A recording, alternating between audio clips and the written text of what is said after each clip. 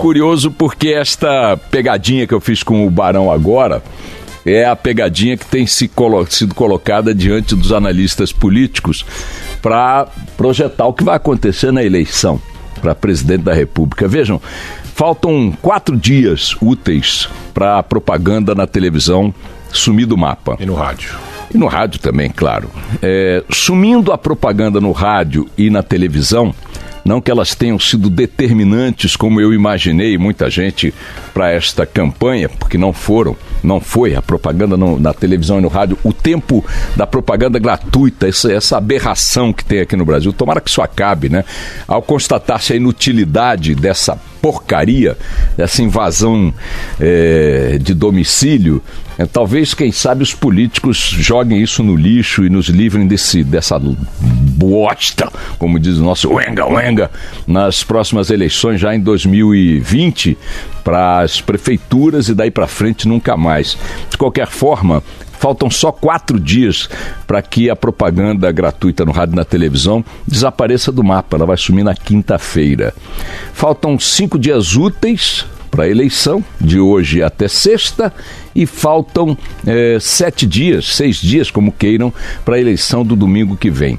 E a análise que o Barão fez agora, o palpite que o Barão deu agora, faltando uns 8 rodadas para o final do Brasileirão, cravando a vitória do Palmeiras, se assemelha muito ao que está acontecendo na análise dos comentaristas políticos, dos cientistas políticos, diante da sucessão presidencial, à luz da grande vantagem que Bolsonaro vem mantendo nas pesquisas em relação a Fernando Haddad.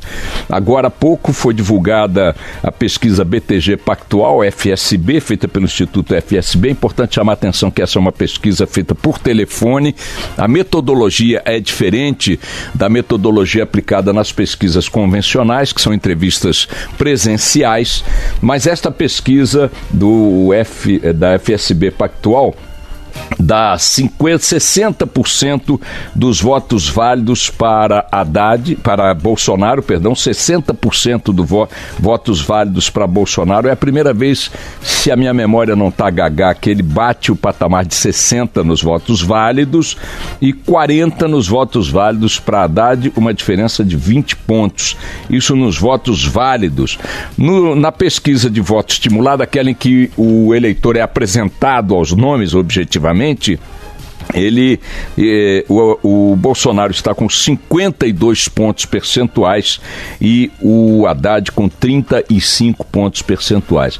É uma diferença que os comentaristas esportivos, olhando para o Palmeiras, dizem ser suficiente para levar o campeonato, e é o que os cientistas políticos estão dizendo, alguns de forma mais explícita, como ontem no Canal Livre, o Fernando Schiller e o nosso Antônio Lavareda, trataram objetivamente de projetos, perspectivas, riscos, possibilidades de um governo Bolsonaro, e num dado momento eu disse, bom, vocês estão já considerando que favas contadas, né? A eleição está resolvida, e ambos com as cautelas ali bem protocolares, né? Não tem muito, o que vai virar uma eleição com uma diferença dessas?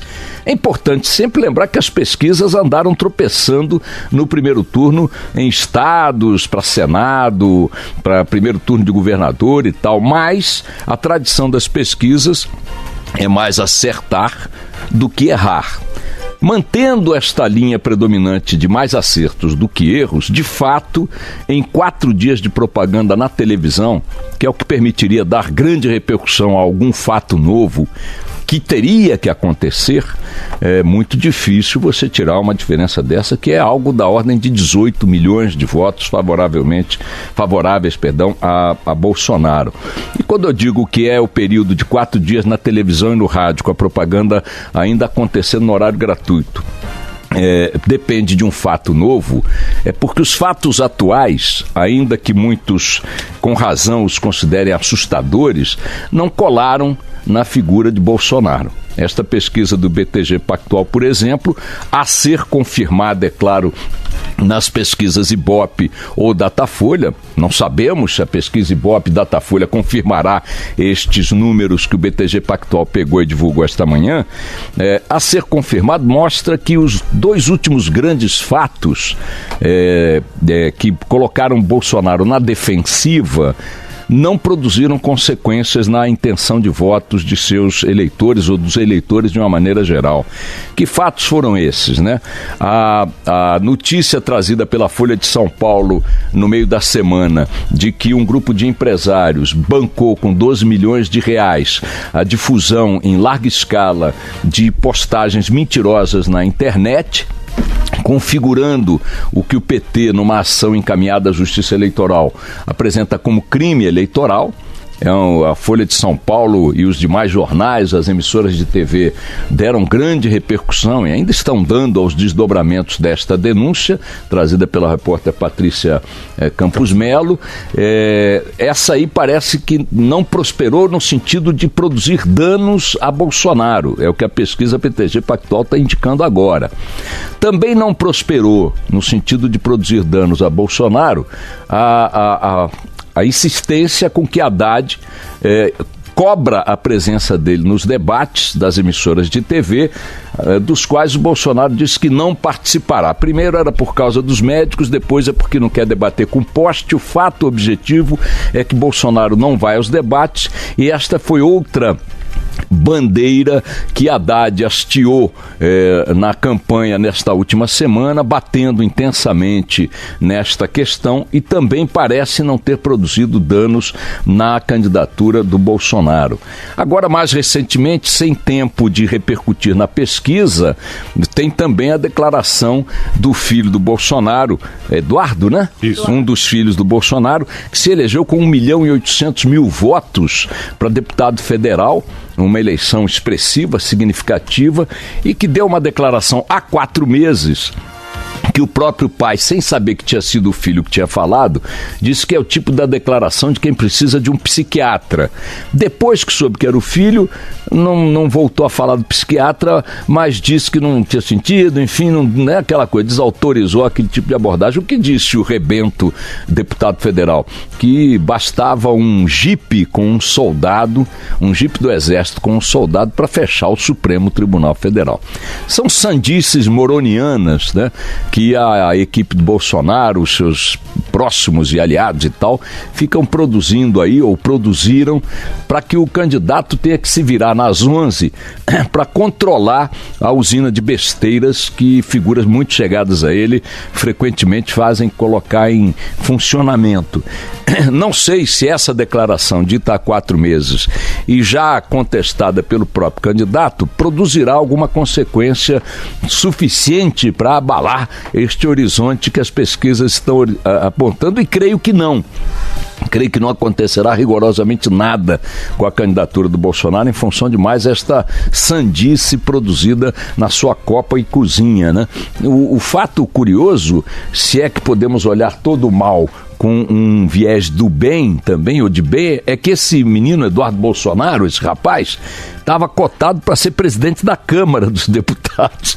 Então, com essa declaração desastrosa, evidentemente, o seu horizonte nessa linha começa a ficar praticamente inviável. Temos, pelo menos, a possibilidade de nos livrarmos de alguém que defende desta forma o fechamento do Supremo Tribunal Federal, deste alguém chegar à presidência da Câmara dos Deputados, o que seria uma maluquice colocar alguém com esse tipo de pensamento lá. De qualquer maneira, o que é importante considerar é que, primeiro, a campanha na televisão e no rádio tem mais 4 dias, portanto a caixa de ressonância de fatos novos só dura mais 4 dias.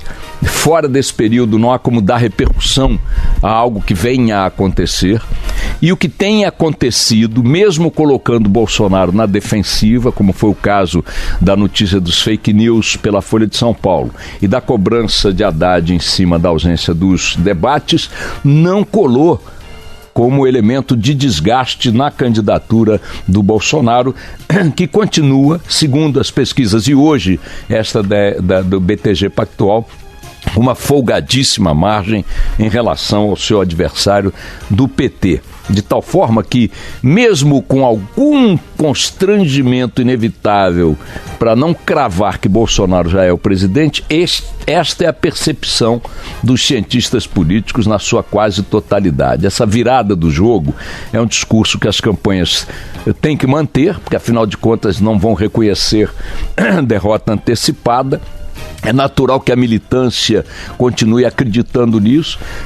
É compreensível que se lembre que as pesquisas já erraram, e erraram feio em algumas ocasiões, mas parece que Bolsonaro é o próximo presidente da República mesmo, o que faz com que a gente comece a ter que pensar o seguinte: esta é uma eleição entre a exclamação e a interrogação.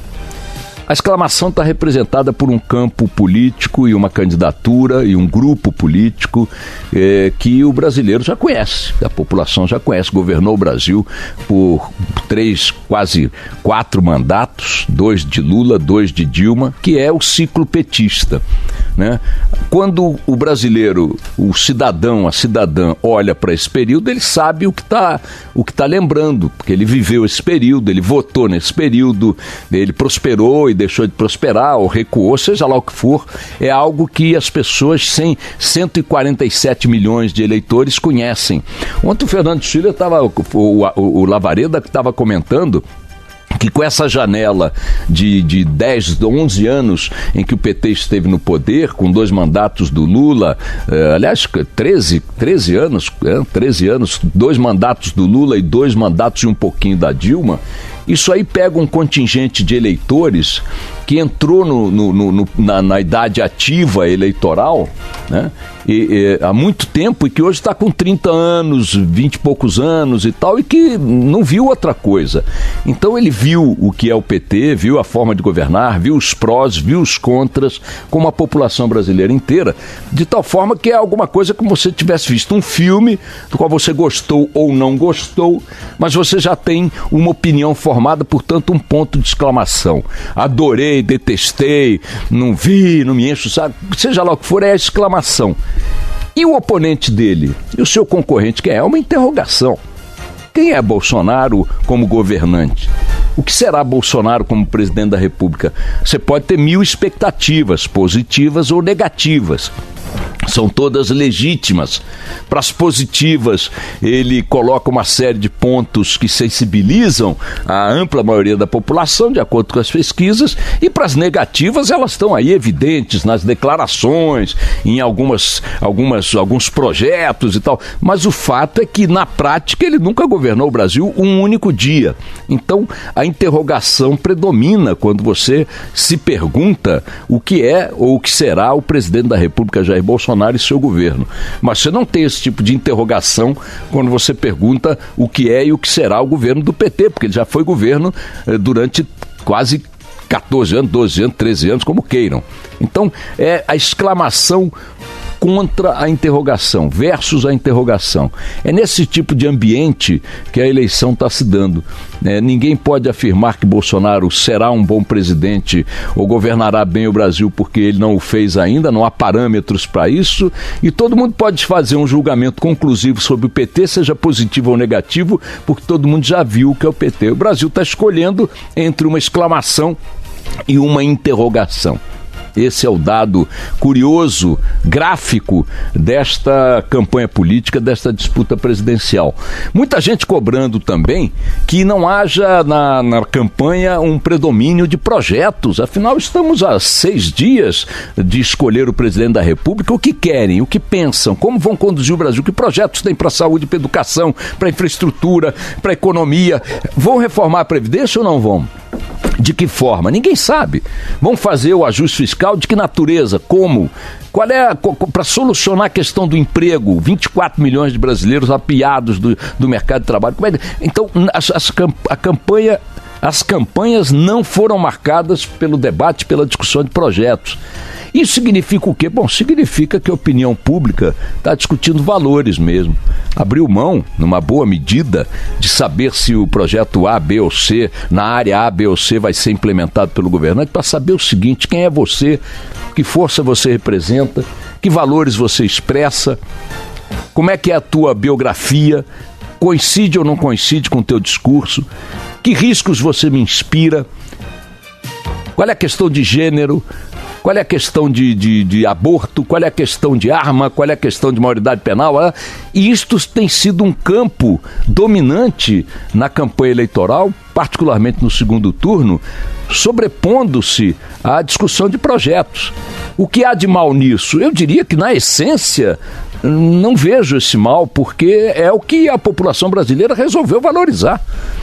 Significa, minha gente, que mais do que saber que promessas a figura tem para implementar durante sua gestão, o brasileiro quer saber hoje quem são os políticos que vão governá-lo, que grupos políticos, se suas promessas, ou melhor, seus discursos combinam com suas biografias, se seus históricos, os grupos políticos aos quais estão ligados, permitem acreditar naquilo que eles estão falando. E eu não acho que há um erro essencial quando uma sociedade como a nossa chega a um ponto que diz, não, peraí, não quero mais ouvir promessa, não. Quero saber o seguinte, quem são as pessoas, o que fazem, o que tem de coerência em suas biografias, se seus grupos permitem que ele fique dizendo isso como expressão da verdade ou se é mais uma mentira. É uma eleição absolutamente atípica. Daqui a 6 dias, portanto, estaremos diante da exclamação, da interrogação e de uma urna eletrônica onde se pode votar em poucos segundos. O que vai sair daí, só o tempo dirá. Toca o barco.